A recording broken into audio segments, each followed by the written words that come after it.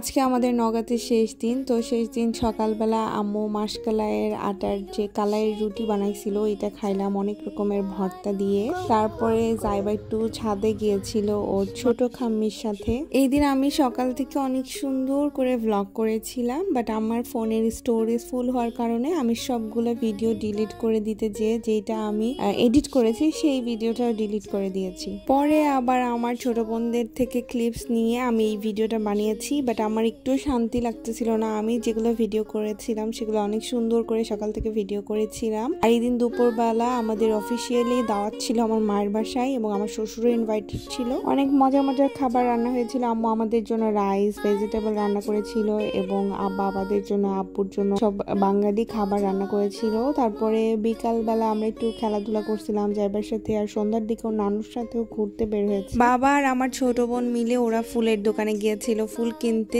আমাদের দুই বোনকে বলে নাই, তো ওরা আমাদেরকে না বলেই বের হয়ে গেছে। পরে ফোনে জানতে পারছি, এই জন্য ওদেরকে বকা দিচ্ছিলাম। আমরাও বের হওয়ার কথা ছিল, বাট আমাদেরকে না বলে কেন গেল। পরে ওরা ওখান থেকে আরেক জায়গায় আসছে, আমরা ফোন করে বলছিলাম ওখানে ওয়েট করার জন্য, আমরাও তাহলে জয়েন করবো।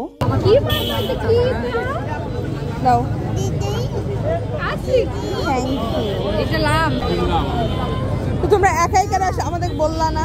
এরপর বাবা আমাদেরকে শিক খাওয়ার জন্য টাকা দিয়ে চলে গেল। আমরা এখান থেকে শিক কাবাব অর্ডার করেছিলাম, অনেক মজার। এটা নওগাঁর হচ্ছে ফেমাস শিক কাবাব। এখান থেকে আমরা টিকি আর শিক কাবাব নিয়েছি। নওগাঁয় আসলে এই শিক কাবাবটা টেস্ট করতেই হবে। তারপরে এটা খেয়ে বাসায় চলে গেলাম। আমার ছোট বোন হচ্ছে ভাইরাল কেক বানিয়েছে। তো সবাই আমরা এত বেশি ফুল ছিলাম, নওগাঁ আসার পর থেকে এত খাওয়া দাওয়া হয়েছে যে কেক কাটার মতো টাইম পাইনি। পরে জাইবাকে নিয়ে ওরা দুইজন মিলে এই কেকটা কেটেছে। কেক কেটে খেয়ে আমরা বাসায় চলে এসেছি। আর এটা হচ্ছে পরের দিন সকালবেলা খুব তাড়াতাড়ি করে ব্রেকফাস্ট করে আমি 1 কাপ চা বানাচ্ছিলাম চা খাবো বলে। আমার ক্যারামেল চাটা অনেক পছন্দ, আমি বেশিরভাগ সময় ক্যারামেল চাই বানাই। তারপরে চাপাতি খুঁজে পাচ্ছিলাম না, এই জন্য টি ব্যাগ থেকে আমি চাপাতি দিয়ে দিছি। এই দিন হচ্ছে আমাদের বাস আমাদের 10টার দিকে। আমি সকালবেলা চা বানাচ্ছিলাম, চা খেয়ে আমরা বের হয়ে যাব।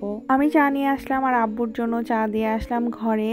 আর আমি বারান্দায় দাঁড়ায় থেকে রোদ দেখতেছিলাম আর মনে করতেছিলাম যে এই চোখের পলকে কিভাবে সময়গুলো কেটে গেল। কয়েকদিন নওগাঁয় ছিলাম, শর্ট ট্রিপের মধ্যে অনেক মজা করেছি, এবার অনেক ঘুরেছি, খেয়েছি। চা খেতে খেতে খেয়াল করলাম হঠাৎ করে সামনের বাসাটার ছাদে এরকম কবুতর কতগুলো ছিল, ওই কবুতরকে খাবার দিয়েছিল, কবুতরগুলো খাবার খাচ্ছে, কি সুন্দর লাগতেছিল দেখতে। আর আমি মনে করতেছিলাম যে আজকে এই নওগাঁ ছেড়ে চলে যাব, এই জন্য খারাপ লাগতেছিল। তো ফাইনালি সেই মুহূর্তটা চলে আসছে যখন আমরা সবাইকে টাটা বাই বাই করে চলে যাব। এই সময়টাতে জাইবার দাদুর অনেক মন খারাপ ছিল আর জাইবা কান্না করতেছিল, ওর দাদুর কাছে যেতে চাচ্ছিল, ওর দাদুর জন্য বেশি খারাপ লাগতেছিল। বড় মানুষ একা থাকবে, জাইবা ছোট মানুষ, কান্নাকাটি করে একটু পরে হয়তো ভুলে যাবে। অনেক লম্বা একটা জার্নির পর আমি ঢাকায় পৌঁছেছি। So that's it for today, tata.